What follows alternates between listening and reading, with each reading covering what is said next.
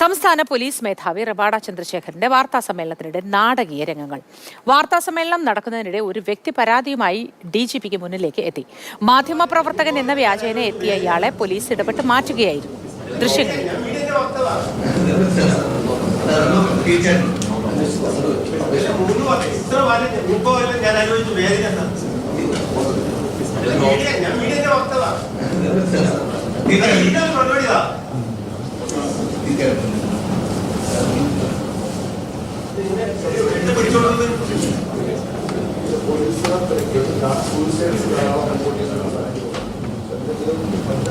അനന്തകൃഷ്ണൻ ചേർന്ന വിവരങ്ങളുമായി. അനന്തൻ, എന്താണ് ഉണ്ടായത്? മോത്തി സംസ്ഥാന പോലീസ് മേധാവിയായി ചുമതലയേറ്റ ശേഷം റബാഡ ചന്ദ്രശേഖരൻ പോലീസ് ആസ്ഥാനത്ത് വാർത്താ സമ്മേളനം നടത്തുകയായിരുന്നു. പോലീസ് ആസ്ഥാനത്തിന്റെ 5ാം ഹാളിലാണ് ഈ വാർത്താ സമ്മേളനം, കോൺഫറൻസ് ഹാളിലാണ് വാർത്താ സമ്മേളനം നടന്നത്. ആ വാർത്താ സമ്മേളനം ആരംഭിച്ച് അദ്ദേഹം പറയാനുള്ള കാര്യങ്ങളൊക്കെ പറഞ്ഞ് മാധ്യമപ്രവർത്തകരുടെ ചോദ്യങ്ങളിലേക്ക് പോകാൻ പ്രതീക്ഷിച്ച്, അല്ലെങ്കിൽ മാധ്യമപ്രവർത്തകരുടെ ചോദ്യം പ്രതീക്ഷിച്ചുകൊണ്ടിരിക്കുമ്പോഴാണ് നാടകീയമായ ഒരു വ്യക്തി ഈ ഹാളിനുള്ളിലേക്ക് കടന്നു വന്ന് തനിക്ക് ചില കാര്യങ്ങൾ പറയാനുണ്ട് എന്ന് പറയുന്നത്. ആദ്യം ഒരു മാധ്യമപ്രവർത്തകൻ എന്നാണ് എല്ലാവരും ധരിച്ചത്. അതുകൊണ്ട് ആ ചോദ്യം തടയാൻ, അല്ലെങ്കിൽ ആ ഇടപെടൽ ആരും തടഞ്ഞില്ല. പക്ഷേ ചോദിച്ചപ്പോൾ ഒരു അവ്യക്തമായ കാര്യങ്ങളാണ് പുറത്തു വരുന്നത്. താൻ സർവീസിലുണ്ടായിരുന്ന ആളാണ്, പോലീസ് യൂണിഫോം സിനിമാക്കാർക്ക് വിറ്റു എന്നൊക്കെ രീതിയിലുള്ള പരസ്പര ബന്ധമില്ലാത്ത കാര്യങ്ങൾ, പിന്നെ കുറച്ച് പേപ്പറുകൾ ഉയർത്തി കാണിക്കുക. അപ്പോഴാണ് ഒരു അസ്വാഭാവികത ഉദ്യോഗസ്ഥർക്ക് തോന്നിയത്. പെട്ടെന്ന് തന്നെ തടഞ്ഞു വെച്ചു. അപ്പോൾ മാധ്യമപ്രവർത്തകരോട് ചോദിക്കുമ്പോൾ തിരുവനന്തപുരത്തുള്ള മാധ്യമപ്രവർത്തകനല്ല എന്ന് പറയുകയും ചെയ്തു. അപ്പോഴേക്കും ഒരു അസ്വാഭാവികത മനസ്സിലായി. ഇയാൾ പുറത്തുനിന്ന് വന്ന ആളാണ്, മാധ്യമപ്രവർത്തനല്ല എന്ന് മനസ്സിലായപ്പോഴേക്കും പോലീസ് അവിടെ നിന്ന് അയാളെ മാറ്റി നിർത്തുകയായിരുന്നു.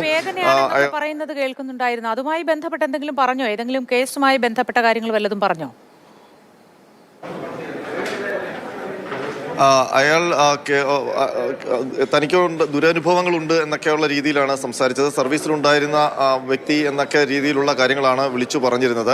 പക്ഷേ കൂടുതൽ അത് മുഴുമിപ്പിക്കാൻ സമ്മതിച്ചില്ല. അപ്പോഴേക്കും വാർത്താ സമ്മേളനം തടസ്സപ്പെടാതെ പോലീസ് ഉദ്യോഗസ്ഥർ അയാളെ അവിടെ നിന്ന് മാറ്റി. ഇയാൾ എങ്ങനെയാണ് പോലീസ് ആസ്ഥാനത്തേക്ക് കടന്നു വന്നത് എന്നൊക്കെയുള്ള കാര്യങ്ങൾ പരിശോധിക്കുന്നുണ്ട്. കാരണം ID കാർഡ് ഇല്ലാതെ ഇവിടേക്ക് കയറി വരാൻ ബുദ്ധിമുട്ടാണ്. കർശനമായ പരിശോധന പ്രധാന ഗേറ്റിലടക്കമുണ്ട്. അപ്പോൾ എങ്ങനെ പോലീസ് ആസ്ഥാനത്തേക്ക് ആ സമയത്ത് കടന്നു വന്നു എന്നൊക്കെയുള്ള കാര്യം പരിശോധിക്കും. ഏതായാലും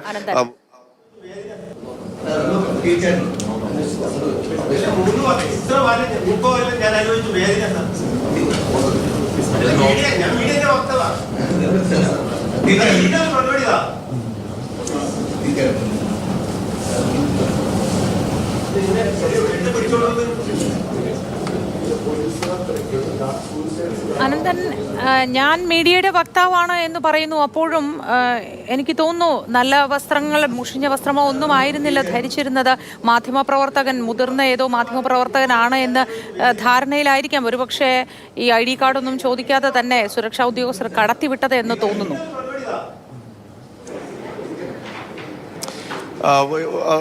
മാധ്യമപ്രവർത്തകനെന്നുള്ള തെറ്റിദ്ധാരണയിലായിരിക്കും പോലീസ് ഉദ്യോഗസ്ഥർ കടത്തിവിട്ടത്. മാധ്യമപ്രവർത്തകൻ എന്ന വ്യാജേനയായിരിക്കും അയാൾ ഈ പോലീസ് ആസ്ഥാനത്തേക്ക് കടന്നു വന്നുള്ള കാര്യം ഉറപ്പാണ്.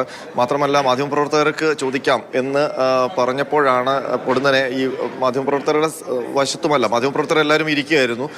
കുറേ പോലീസ് ഉദ്യോഗസ്ഥർ അവിടെ നിൽക്കുന്നുണ്ടായിരുന്നു. അവരുടെ ഇടയിൽ നിന്നാണ് അയാൾ പെട്ടെന്ന് ഒരു വശത്തുകൂടിയാണ് വന്നത്. മാധ്യമപ്രവർത്തകർ ഇരിക്കുന്ന സ്ഥലത്തുമായിരുന്നില്ല, അതിന് പുറത്ത് IG മാരൊക്കെ ഇരിക്കുന്ന വശത്തിൻ്റെ പിന്നിലൂടെയാണ് ഇയാൾ അകത്തേക്ക് വന്ന് ഇങ്ങനെ ചോദിക്കാൻ ശ്രമിച്ചത്. ഒരു പ്രതിഷേധം അറിയിക്കുന്ന മട്ടിലായിരുന്നു. തനിക്ക് നീതി നിഷേധമുണ്ടായി എന്നൊക്കെ രീതിയിലുള്ള അവ്യക്തമായ കാര്യങ്ങളാണ്.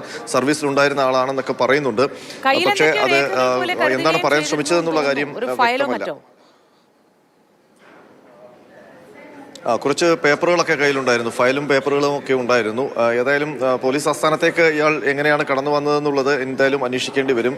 കാരണം മാധ്യമപ്രവർത്തകൻ എന്ന വ്യാജേന തന്നെ ആയിരിക്കും അതിനുള്ളിലേക്ക് വരിക. സാധാരണഗതിയിൽ മാധ്യമപ്രവർത്തകർക്ക് പോലീസ് ആസ്ഥാനത്ത് വരണമെങ്കിൽ ഏത് ഉദ്യോഗസ്ഥനാണോ അല്ലെങ്കിൽ ഏത് വിഭാഗത്തിലേക്കാണോ പോകേണ്ടത് അവിടെ നിന്ന് ഈ ഹെഡ്ക്വാർട്ടേഴ്സിന്റെ ഗേറ്റിലേക്ക് അറിയിപ്പ് വരും. നമ്മൾ വിളിച്ചിട്ടാണ്, അല്ലെങ്കിൽ നമ്മളുമായി ടൈം ഫിക്സ് ചെയ്തിട്ടാണ് വന്നിരിക്കുന്നത് എന്ന് പറയുമ്പോൾ മാത്രമേ ഈ ഗേറ്റിൽ നിന്ന് കടത്തിവിടുകയുള്ളൂ. അപ്പോൾ എങ്ങനെയാണ് ഈ അനുമതിയില്ലാത്ത ഒരാൾ അകത്തേക്ക് കടന്നു വന്നത് എന്നൊക്കെയുള്ള കാര്യങ്ങൾ ഇനി അന്വേഷിക്കേണ്ടി വരും. സ്വാഭാവികമായിട്ടും ഈ പത്രസമ്മേളനത്തിനായിട്ട് ക്യാമറ അടക്കമുള്ള മാധ്യമപ്രവർത്തകരുടെ ഒരു വലിയ സംഘം അകത്തേക്ക് കയറി വന്നിരുന്നു. അപ്പോൾ അതിനൊപ്പം കയറിപ്പോയതാണോ എന്നൊക്കെയുള്ള കാര്യം ഇനി പരിശോധിക്കേണ്ടതുണ്ട്. ഏതായാലും അതിൽ അന്വേഷണം ഉണ്ടാകും. മോദി.